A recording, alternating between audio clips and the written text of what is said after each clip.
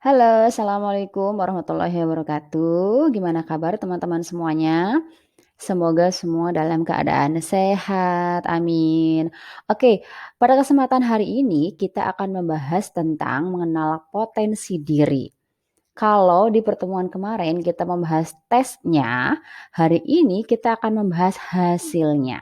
Kira-kira teman-teman termasuk ke dalam pribadi yang seperti apa? Dan nanti cocoknya berprofesi sebagai apa? Oke, langsung aja ya, untuk tujuan materi kali ini adalah agar teman-teman mengetahui kepribadian kalian seperti apa, dan yang kedua adalah agar teman-teman bisa tahu arah nanti profesinya cocoknya menjadi apa. Agar apa? Agar teman-teman tidak salah memilih profesi, tidak salah memilih jurusan saat kuliah, dan enjoy nanti saat bekerja di masa depan. Oke, langsung saja kita bahas materi di kesempatan hari ini. Silakan dibuka lagi jawaban minggu kemarin. Teman-teman itu jawabannya kemarin apa ya yang banyak? A, B, atau C? Atau mungkin D ya? Buka lagi jawabannya agar nanti teman-teman bisa langsung siap untuk menyimak yang A seperti apa, yang B seperti apa, C seperti apa, dan D seperti apa. Jika jawaban teman-teman paling banyak A nih, berarti teman-teman termasuk ke tipe influence. Kemudian kalau jawabannya yang terbanyak adalah B, maka termasuk dalam tipe dominan. Jika yang banyak adalah C, maka termasuk ke tipe compliance, dan jika jawabannya yang terbanyak adalah D, maka teman-teman termasuk ke dalam tipe steadiness atau submission ya. Kalau ada juga orang yang menyebutkan submission. Oke, yang pertama kita akan membahas tipe influence. Mereka dengan tipe influence biasanya memiliki ciri-ciri ciri-ciri menginspirasi, kemudian friendly orangnya, dan impresif. Kemampuan yang lebih menonjol dari tipe orang ini adalah mereka itu mampu secara verbal untuk mempengaruhi orang lain. Jadi untuk mempengaruhi orang-orang lain itu mereka sangat gampang. Jadi untuk tipe influence ini mereka cenderung untuk bersifat terbuka dan mudah didekati. Sehingga mereka cenderung untuk terlibat dengan orang lain gitu. Mereka juga menikmati kebersamaan dengan orang lain. Mereka sering menemukan cara untuk memasukkan interaksi dengan orang lain sebagai aktivitas dalam sehari-hari mereka. Jadi nggak suka menyendiri, sukanya kumpul-kumpul, sukanya sama teman-teman gitu. Orang dengan tipe influence ini biasanya berkembang dalam posisi untuk menunjang mereka mengeksplor ide-ide baru untuk menjadi kreatif dan seperti yang tadi dikatakan bahwa mereka tuh akan konsisten berhubungan atau menjalin hubungan dengan orang lain.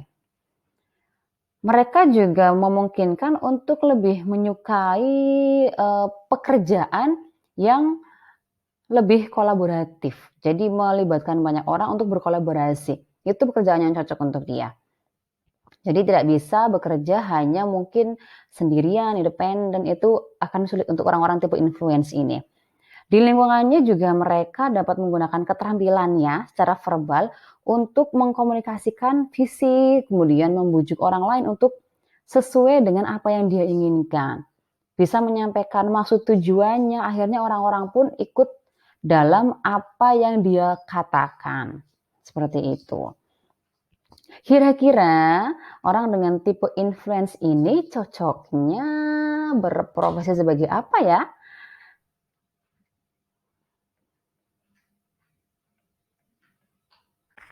Nah, yang kedua, bagi kalian yang kemarin paling banyak jawabannya B, berarti kalian termasuk tipe dominan. Ciri-ciri dari orang bertipe dominan adalah yang pertama kompetitif orangnya. Dan yang kedua inisiator, ketiga adalah efisien. Dan masih banyak lagi sebetulnya ciri-cirinya, tapi tiga ini yang lebih menonjol. Kemampuan yang paling dominan apa? Mereka itu memiliki kemampuan dalam hal kepemimpinan yang cenderung disukai dan dianggap baik oleh bawahannya. Tipe kepribadian dominan ini cenderung individualistis sebetulnya. Orang dengan tipe kepribadian ini cenderung mandiri dalam melakukan aktivitas sehari-hari. Jadi tidak seperti yang influence melibatkan banyak orang. Orang dengan tipe dominan ini cenderung tertarik pada sebuah posisi otoritas. Ya, mereka itu dapat menjadi sebuah sumber motivasi yang sangat besar. Dan mereka juga menetapkan sebuah kecepatan yang agresif. Jadi orangnya gesit. Kemudian efektif tadi ya dalam penggunaan waktu, pekerjaan dan lain-lain. Dan agresif yang dimaksud adalah untuk mencapai hasil-hasil seefisien mungkin, tidak suka bertele-tele gitu orangnya. Umumnya orang dengan tipe kepribadian dominan ini cenderung memilih karir yang independen, tidak melibatkan banyak orang ya. Tidak jarang pula mereka itu memilih karir yang memungkinkannya untuk bekerja secara individu. Karena memang suka dengan cepat, kadang kan orang kalau bareng-bareng agak lambat ya, jadi mereka lebih suka dengan efisien, akhirnya lebih nyaman ketika bekerja secara individu.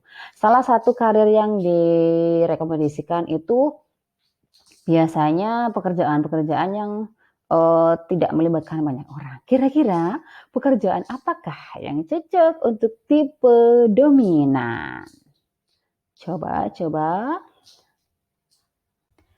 Lanjut, tipe compliance. Bagi kalian yang kemarin paling banyak memilih C. Seperti apa tipenya? Yang pertama, patuh pada aturan. Yang kedua, teliti. Dan ketiga adalah konsisten. Dan masih banyak lagi, hanya 3 ini ya yang paling dominan biasanya. Kemampuannya apa nih yang paling menonjol? Mereka itu biasanya memiliki kemampuan dalam hal ketelitian dan analitis ya. Jadi teliti nih orangnya untuk tipe-tipe yang compliance ini. Orang dengan tipe kepribadian compliance itu cenderung objektif loh ya. Jadi kalau menilai orang tuh pasti objektif, tidak subjektif menurut dia itu. Kemudian kadang juga skeptis dan logis dalam perilakunya. Mereka itu biasanya sangat pragmatis dan sering memecahkan masalah dengan pendekatan analitis berdasarkan fakta. Jadi kalau ngomongin orang berdasarkan fakta ya, bukan gibah. Orang-orang tipe komplain itu nggak suka gibah ya. Mereka juga cenderung lebih pendiam dalam kelompok, jadi pendengar mungkin ya. Jadi tidak suka membumbui omongan-omongan orang. Dan mungkin membutuhkan waktu yang lama sebelum mereka membangun kepercayaan yang cukup untuk terbuka. Kalau dibilang mungkin cenderung ke introvert ya, karena tidak mudah bercerita dengan orang lain kecuali pada orang-orang yang paling dia percaya. Kemudian para pemilik tipe ini biasanya berkembang pesat dalam karir atau posisi di mana mereka itu dapat mengambil cukup waktu untuk melakukan pekerjaan secara akurat, presisi, dan kualitas setinggi mungkin. Jadi perfeksionis, pekerjaannya harus berakhir pada pekerjaan yang sempurna gitu.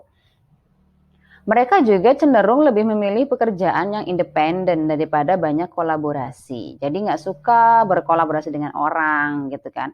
Biasanya mereka juga lebih memilih untuk berada dalam lingkungan yang lebih terstruktur dan memiliki aturan yang tetap. Suka dengan aturan-aturan. Mereka menganggap bahwa dengan adanya aturan maka semuanya akan tersistem, akan menjadi sempurna lah, tidak acak-acakan mungkin ya. Jadi seperti itu. Kira-kira pekerjaan apakah yang cocok untuk tipe compliance? Oke, yang terakhir adalah steadiness. Tipe steadiness memiliki ciri-ciri sabar, kemudian empati, dan stabil. Itu yang menonjol ya. Kemampuannya apa? Mereka itu memiliki kemampuan endurance atau daya tahan yang baik dengan rutinitas tanpa tekanan. Jadi tidak pernah terlihat stres karena tekanan biasanya orang-orang dengan tipe steadiness ini. Orang yang bertipe steadiness cenderung menunjukkan ketelitian dengan mendengarkan secara sabar saat menanggapi kebutuhan dan permintaan orang. Jadi bisa dengan sabar mendengarkan, oh orang ini mintanya apa, keperluannya apa, permintaannya apa gitu. Dan mereka itu biasanya mempertimbangkan pikiran dan perasaan orang lain. Mereka juga kemungkinan besar dapat merespon dengan penuh empati dalam situasi yang sulit atau penuh tekanan. Jadi meskipun mereka dalam keadaan penuh dengan tekanan, kemudian situasi yang sulit, mereka tetap bisa merespon dengan penuh empati. Jadi tidak terlalu terpengaruh dengan keadaan pribadinya. Orang yang bertipe steadiness ini biasanya berkepribadian yang berkembang pesat di posisi untuk membantunya memenuhi kebutuhan orang lain. Bisa melayani orang lain dengan baik gitu. Mereka itu senang membangun kepercayaan jangka panjang dan memiliki banyak interaksi sehari-hari. Mereka juga mungkin bisa lebih efektif jika pekerjaan mereka itu dapat membuat rencana di masa depan dan mematuhinya hampir sepanjang waktu. Biasanya nih orang dengan tipe kepribadian ini memiliki profesi yang berhubungan dengan orang lain, yang berkaitan dengan hal-hal pelayanan kepada orang lain karena mereka memiliki kemampuan empati yang tinggi, sabar gitu ya. Kira-kira apa nih pekerjaan atau profesi yang cocok untuk tipe steadiness? Oke, silakan kalau ada yang tahu bisa ketik di kolom komentar ya. Nah, setelah mengetahui nih ciri-ciri kepribadian dari 4 tipe tadi, sudah tahu kan arahannya berarti kira-kira yang bertipe influence kerjanya apa nanti ya? Kemudian yang bertipe dominan juga nanti ambil profesi apa? Kemudian tipe compliance juga nanti akan bekerja sebagai apa? Dan juga yang steadiness juga kira-kira cocoknya kalian berprofesi sebagai apa? Nanti kita akan bahas di GC ya, di Google Classroom. Tapi bagi yang mungkin sudah tahu dan berpendapat, kira-kira dari 4 kepribadian ini cocoknya berprofesi sebagai apa? Bisa ketik di kolom komentar ya. Jadi kita akan melanjutkan diskusi kita di Google Classroom ya, setelah mengetahui tadi materinya, tipe-tipenya, ciri-cirinya. Kita akan bertemu di GC ya. Terima kasih sudah menyimak video materi kali ini. Sampai jumpa di video yang akan datang. Terima kasih. Assalamualaikum warahmatullahi wabarakatuh.